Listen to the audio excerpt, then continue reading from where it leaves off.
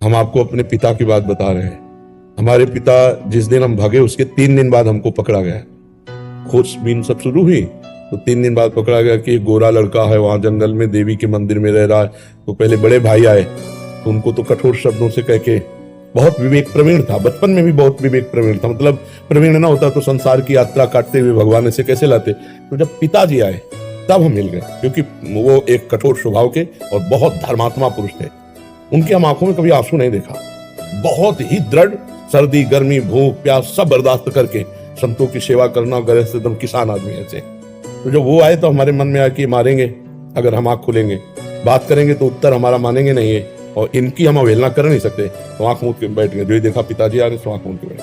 वो नजदीक आए, अपने स्वभाव उठ खड़ा हो, नहीं खड़े, खड़ा हो, नहीं खड़े। तीसरी बार का आप खड़ा हो जा, तो हमें लगा डंडा पड़ेगा चौथी बार तो खड़े हो गए, बच्चे ही थे, खड़े हो गए। तो चाचा जी वगैरह उनको बड़े भैया कहते थे, तो हम भी पिताजी नहीं कहते थे, हम भी बड़े भैया कहते थे। तो हमका बड़े भैया आपसे एक प्रार्थना करें।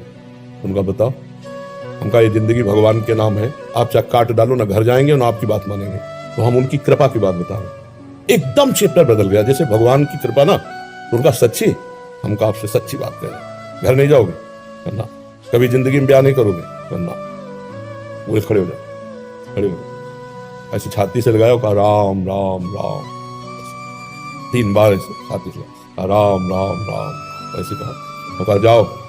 अगर ऊसर में भी बैठोगे तो फूलों की वर्षा हो। जाओ, जिंदगी में कभी तुम्हारा कोई बाल बांका नहीं कर सकता। पर एक बात ध्यान रखना, अगर आप बाबा जी बनते हो तो हमारा आशीर्वाद, ऊसर में भी बैठोगे तो फूल बरसेंगे, और जिंदगी में कोई बाल बांका तुम्हारा नहीं कर सकता।